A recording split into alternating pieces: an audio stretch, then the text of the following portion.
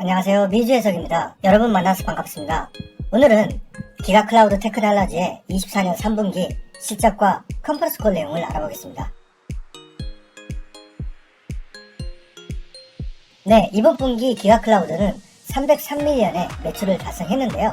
기가클라우드는 통상적으로 1분기, 2분기 때 실적이 좋다가 3, 4분기에 약간 플랫한 모습을 보여줍니다. 3분기, 4분기, 2분기보다 매출이 적으면서 플랫한 모습을 보여주고 있죠. 다만 전년도에는 노브라우스의 인수 합병이 있었기 때문에 약간 다른 모습을 보여줬던 것이죠. 자, 그래서 통상 기가클라우드는 3분기, 4분기 때 그렇게 매출 성장이 일어나지 않는다 라고 보면 될 것 같고요. 성장률은 70%대를 유지하면서 노브라우스의 인수 효과는 아직까지 진행 중으로 볼 수가 있겠죠. 매출 세부 유형으로 보면 서비스 분야는 85밀리언에서 100밀리언까지 성장했고요. 가구 판매는 225에서 203밀리언까지 감소한 모습 보여주고 있습니다. 서비스 분야는 선박 운송이 16밀리언에서 26밀리언, 창고 보관은 10밀리언에서 13밀리언. 그러나 고객 운송비는 2분기에서 3분기 넘어갈 때 42에서 37밀리언 감소한 것을 볼 수 있습니다.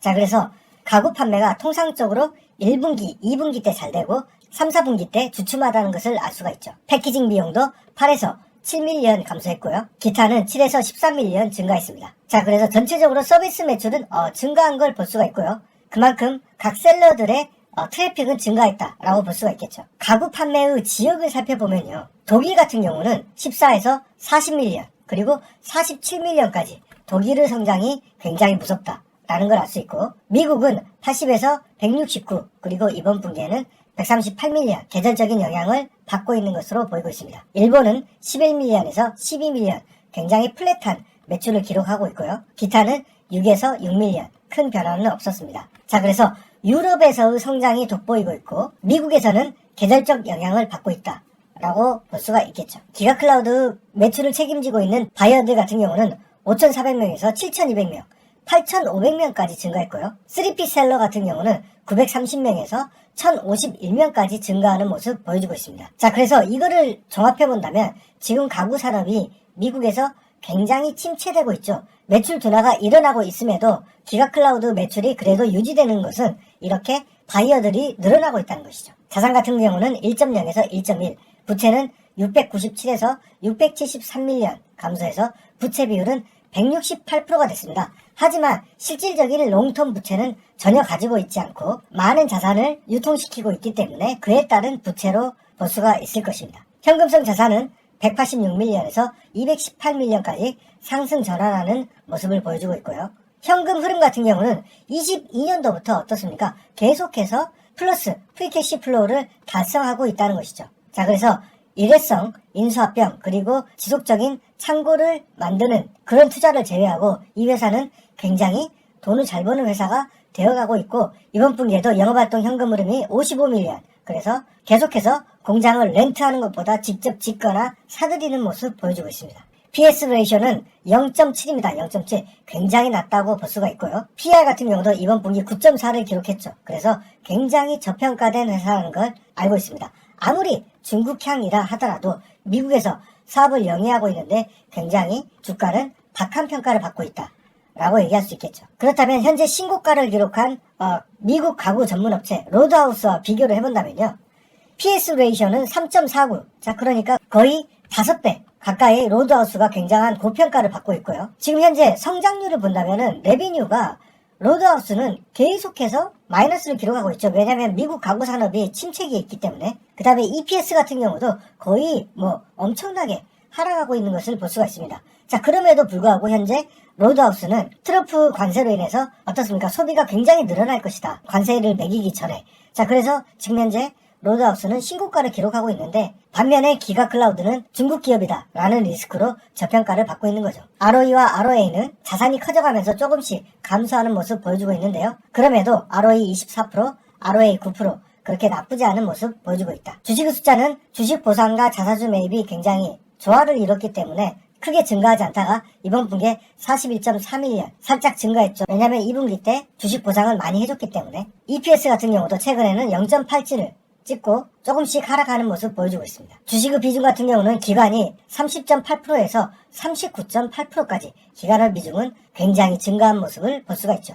자, 주식 보상과 자사주 구매 어떻습니까? 2분기 때 13.9밀리언이라는 굉장한 주식 보상을 했었고요. 통상 기가클라우드가 2분기 때 주식 보상을 굉장히 크게 한다. 왜냐? 2분기의 실적이 가장 좋기 때문에. 자, 그래서 이번 분기에는 1.4밀리언 원래의 수준으로 돌아가고 있습니다. 숏 비중은 굉장히 높은데요. 14.6에서 22.2%, 이번 분기에는 19.8% 소폭 감소하긴 했지만 여전히 엄청난 숏 비중을 가지고 있죠. 공매도 레포트도 많이 나왔고 중국향 기업, 관세 이런 것들로 인해서 시가총액이 큰 판도도 알리바바를 공격하기보다는 시가총액이 작은 GCT의 공매도가 굉장히 많이 끼는 모습 볼 수가 있죠. 사장이 숏들에게 돈을 받았나요? 최근에 엄청난 주식을 매도했습니다. 물론 3자 매각이었기 때문에 시장에서 주식을 판 건 아니죠. 자, 그렇지만 악재로 작용할 수밖에 없었고 무려 5,600만 달러, 250만 주에 가까운 주식을 매도했습니다. 자, 그래서 이걸로 인해서 주가가 또다시 한번 크게 하락하는 모습 볼 수가 있었죠. 다음 분기 가이던스는 282밀리언에서 290밀리언 높게 제시했습니다. 자, 그러나 이번 분기 매출이 303밀리언이었는데 다음 분기 매출이 290밀리언이다 라고 제시를 한 거니까 아쉬울 수밖에 없었다는 것이죠. 컨퍼런스 콜 주요 내용 알아보겠습니다. 회사는 24년 9월부터 25년 9월까지 46밀리언의 자사주 구매 계획을 발표했습니다. 예전 자사주 구매 비율 25밀리언에서 거의 2배 가까운 자사주 구매를 하겠다라고 발표를 했습니다. 사실은 굉장한 호재였어야 되는데 지금 엄청난 공매도가 껴있기 때문에 공매도는 실적 발표할 때마다 무슨 발표할 때마다 굉장히 꾹꾹꾹 누르는 모습을 볼 수가 있죠. 현재 기가클라우드는 대형 제품 이런 가구 운송 전문에 따른 효율화 극대화가 일어나고 있기 때문에 현재 많은 수익을 내고 있다 라고 얘기를 하고 있고요. 사장이 직접 얘기했습니다. 현재 기가클라우드 밸류에이션은 굉장히 저평가되어 있다 라고 하면서 12월 5일날 주식을 왜 팝니까? 이런 모습은 굉장히 안 좋다라고 볼 수가 있겠죠. 46밀리언의 자사주 구매 승인했고요. 11월 6일날 46만 7천 주에 약 11.4밀리언의 자사주 구매를 완료했다 라고 얘기를 하고 있습니다. 다음 4분기는 헐리데이 시즌을 맞이했기 때문에 어떻습니까? 모든 운송량이 미국에 집중되기 때문에 운송 비용이 증가할 수밖에 없다. 그래서 4분기의 마진은 감소할 수밖에 없다 라고 얘기를 하고 있습니다. 또한 관세 문제가 있는데 현재 원피 관련 매출의 절반은 동남아가 원산지다. 그렇기 때문에 관세 관련 피해가 그렇게 100% 일어나지 않는다 라고 얘기를 하고 있고요.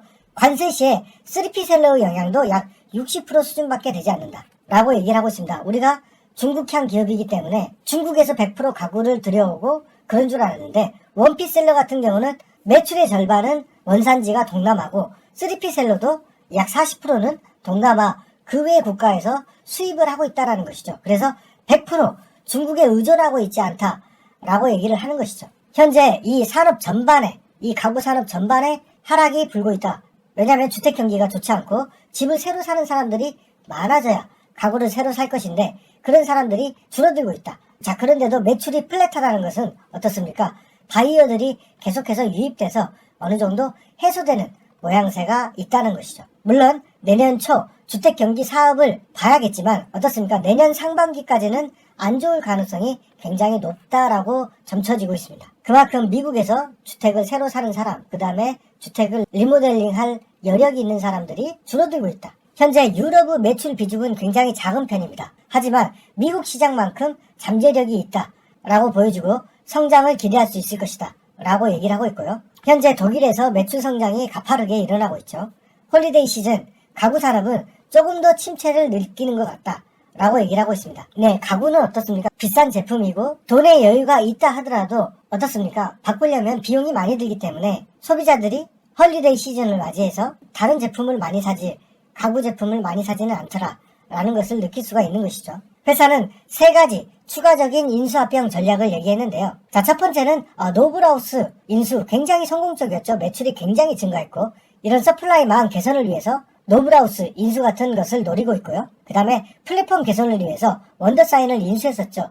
이런 추가적인 플랫폼 개선을 위한 인수합병을 기대하고 있고요. 마지막 3번째로는 유럽 확장을 위한 공급망, 그러니까 유럽 확장을 위해서는 추가적인 창구들을 확보할 필요가 있겠죠. 자, 그래서 이 3가지 인수합병을 고려하고 있고 현재 몇 개 기업과 접촉하고 있다 라고 얘기를 하고 있습니다. 머지않아 추가적인 인수합병이 발생하지 않을까 라고 생각해 볼 수 있겠고, 노블하우스 인수로 어떻습니까? 매출 성장이 100% 가까이 늘어난 적도 있었죠. 자, 그렇기 때문에 현금을 많이 보유한 기가클라우드가 추가적인 인수합병을 할 수 있을 것이다. 자, 이번 분기 노블하우스 인수 이후로 분기 성장이 최초로 플랫한 모습을 보여줬습니다. 약간은 아쉬운 실적이었고요. 4분기 가이던스는 상승했으나 성장률이 주춤함을 보여주고 있다. 미국 매출 하락이 아쉬운 부분이고 독일의 매출은 지속적으로 성장 중에 있다. 어떻습니까? 기가클라우드 중국이 나쁘면 떨어지고 관세 우려로 떨어지고 있습니다. 지금 현재 4분기 미국의 소비재 주식들이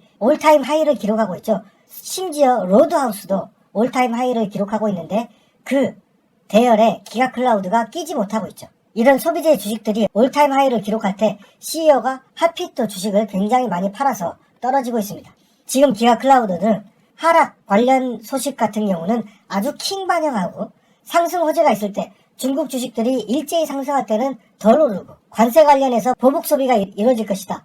이럴 때도 그 대열에 끼지 못하고 있는 기가클라우드 모습을 볼 수가 있습니다. 상당히 아쉽고 저평가가 해소되지 않는 모습을 보여주고 있다. 네, 어떻습니까? 기가클라우드 24년 상반기 때 엄청난 성장을 보여줬고 그 후에 약간 플랫한 모습 그리고 하락을 맞고 다시 상승 조정받고 있습니다. 지금 현재 모든 이동평균선이 모여지고 있죠. 최근에 CEO의 제3자 매각, 3자 주식 판매로 인해서 거래량이 터지면서 개파락을 했는데요. 이제 모든 악재가 반영돼서 더 이상의 악재가 없을 때 주가가 과연 저평가를 해소되는 모습, 그 다음에 숏스퀴즈가 나오는 모습을 기대해보면서 이 주식을 계속 관찰하면 좋을 것 같습니다. 네, 제가 준비한 영상은 여기까지고요.